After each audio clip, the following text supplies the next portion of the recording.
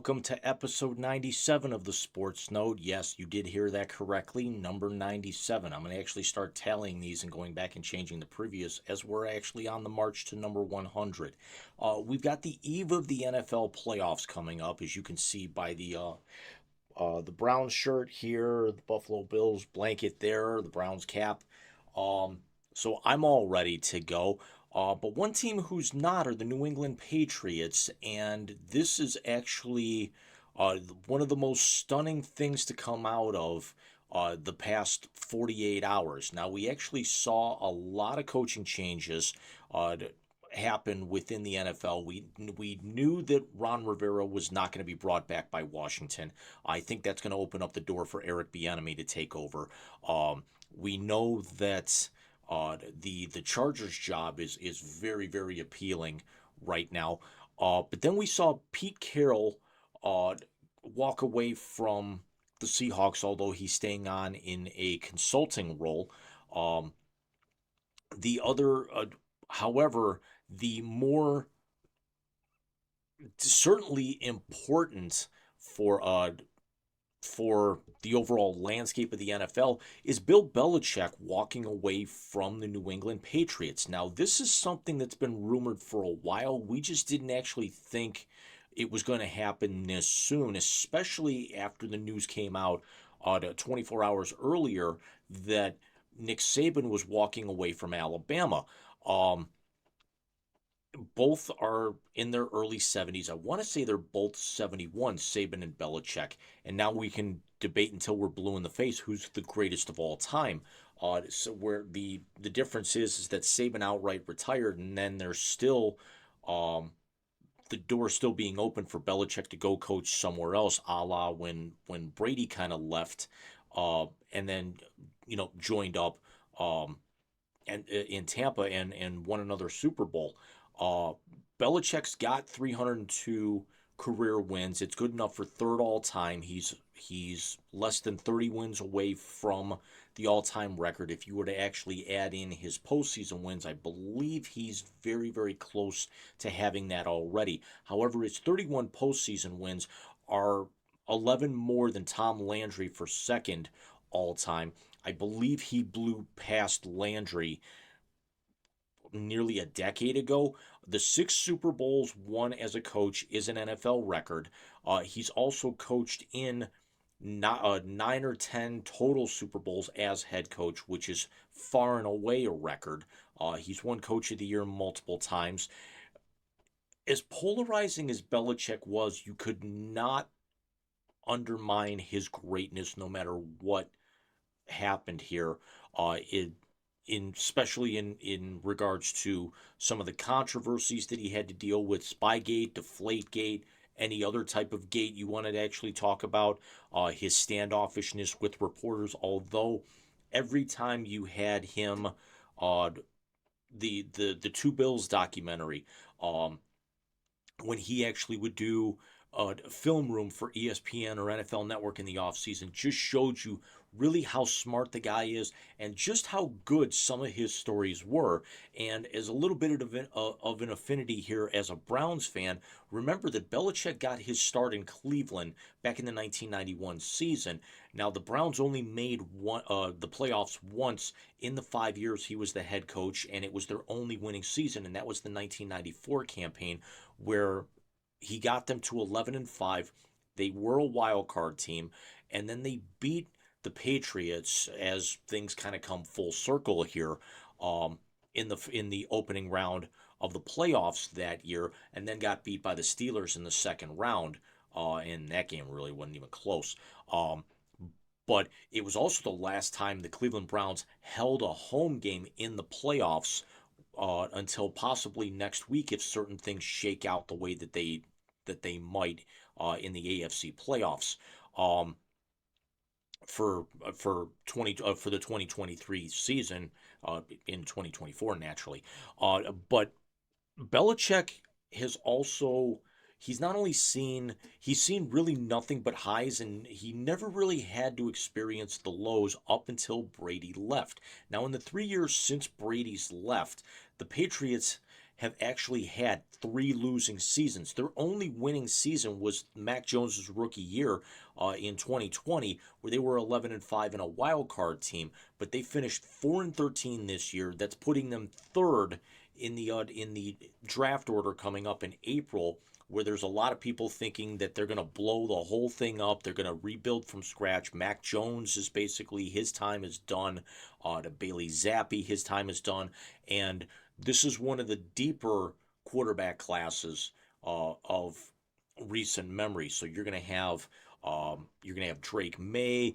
You're gonna have names are starting to elude me now. You're going to have the kid from LSU. You're going to have the kid from USC. So you've got a lot of really good franchise potential quarterbacks coming out that somebody's going to actually trade up to get. Um, but you also figure with the Patriots, it's not so much for them to possibly look to move out of that like they typically did when they had first round draft picks under Belichick. It's also a scenario where go out, get your franchise guy because Mac Jones obviously wasn't it, picking in the middle of the first round, and Zappi was a fourth round pick that year, whereas Mac Jones was insanely overdrafted that year. Mac Jones really, as we've seen now, really should have been a third, fourth, or fifth round pick at best because as a first round pick, yeah, he got them to the playoffs the first year, but he's also actually shown to be one of the worst starting quarterbacks in the NFL in the 2 years since.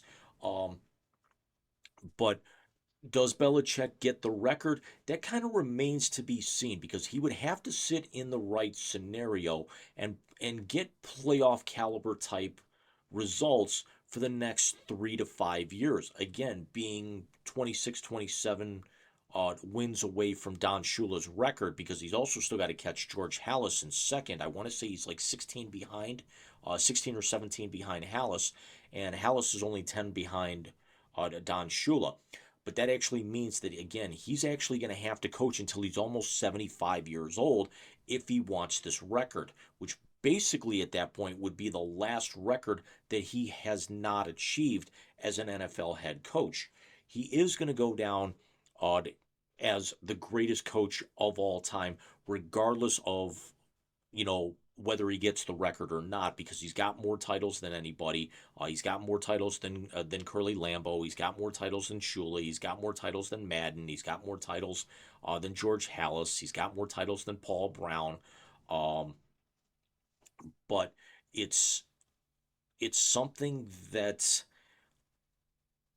you would like to see him on the sideline, but it's also you're never ready for when the greatest walks away. We were not really ready when Phil Jackson finally walked away in the NBA. We weren't ready when Red Auerbach walked away. Years before that, nobody was really ready when Curly Lambeau stepped away. Nobody was ready when Michael Jordan, Wayne Gretzky, even Brady, within the last couple of years walking away. Um, so it's going to be very interesting to see how new head coach Gerard Mayo steps in and fills that void. Now let's talk about Gerard Mayo for a moment. Mayo is 37. He's actually now, as it stands, the youngest head coach in the NFL by 1 month over the Rams' Sean McVay. Mayo's been on staff in New England for a number of years. He's actually been the inside linebackers coach and an assistant coach since the 2019 season. But he's very highly regarded amongst his peers. He's also one of those assistants who's been well touted that really kind of deserves a head coaching job. I hate to compare him to Eric Bieniemy when Bieniemy was with Kansas City, where if Andy Reid was going to walk away, they were seamlessly going to move Bieniemy into that spot. But that's exactly what really at this point is going to happen. When the likelihood of a Josh McDaniels coming back seemed less and less likely, you knew that something was going to happen here where Mayo could be essentially be groomed, even though he wasn't an offensive or defensive coordinator, which would normally be the lineage and the stepping stone to taking over the big chair. Bieniemy was an offensive coordinator and was really again a de facto assistant under Reed for a number of years. Goes over, kind of takes the same position with Washington. Ron Rivera gets fired, and you got to think that the Commanders are going to move him into that position. So of the 8 openings in the NFL, we've already got one filled now by Mayo moving up. We could probably have a second one there. We actually could see the interim tag taking off of Pierce in Las Vegas, kind of moving him in with the way that the Raiders improved in the second half of the year after their coaching change. But I would like to see Gerard Mayo get a really good fair shake, although at this particular point, he's not got a whole lot in the cupboard. They're a 4-win team who doesn't have a quarterback, and you're going to be starting a rookie, year one right out of the chute. This is one of the if this was a couple of years ago, this would have been the most desired position in the NFL and it wouldn't have even been close. But now you actually have to sit back and think, is this really a position that somebody wants to take over? Because the New England Patriots, let's also be honest, there's a reason they finished dead last in the AFC East, because it's Buffalo and Miami's division for the time being. Buffalo's won their fourth consecutive crown. Miami's challenged for it all the way up until the very end of the season. If Buffalo starts to scoot back, Miami's going to jump in there. The Jets, actually, if they get a quarterback, they're, regardless, and let's be honest, Aaron Rodgers is not going to be that guy because he's only got maybe a year or two left in him. They still have to start thinking long term, but they're still far and away more talented than the New England Patriots are. Um, Jeff Saturday is not walking through that door. Todd Light, Teddy Bruschi are not walking through that door. Mike Vrabel is not walking through that door. And let's touch on him for a moment, as he was let go by the Titans, and there were a lot of people thinking already that if Belichick walks away, do they immediately back up the Brinks truck and go get Mike Vrabel? Um, I didn't really think that that would happen because I was predicting Gerard Mayo to come in and take that position as the talk kind of began to ramp up about Bill possibly walking away. I was talking with Mike, and we'll bring this up on the Wise Guys this weekend. That, matter of fact, it's the Wise Guys show is about 45 minutes from when I'm actually taping this, so I still have to edit this and get this posted before we go live. Um, so this will probably go up after the show, I would imagine. But I called that Saban was going to walk away after that loss in the Sugar Bowl. Um, I'm sorry, the Rose Bowl. I had a suspicion that after missing out on the playoffs, that Pete Carroll could walk away, and I talked to Mike about that, and sure enough, that came true. I had he and I talked about a week ago before the end of the regular season, and I predicted that Mike Vrabel was going to get fired, and sure enough, a couple of days later, he was. Um, I even told him point blank, and in including in a house full of family members last week watching the Browns and Bengals, I said if Pete Carroll walks away after not getting this, don't be the least bit surprised if Belichick does as well. And I'm actually now going to be very anxious to see what many of this same family says when I'm watching the playoff game with them tomorrow, having made that prediction 6 days, actually 5 days ago at this particular point. So let me know what you guys think. What do you think is going to happen now with the draft pick? Do you think Eric Bieniemy gets the job, full time in Washington now? What do you think of Gerard Mayo's chances, regardless of who they take at 3? Do you think they move back? Who do you think is the greatest coach of all time?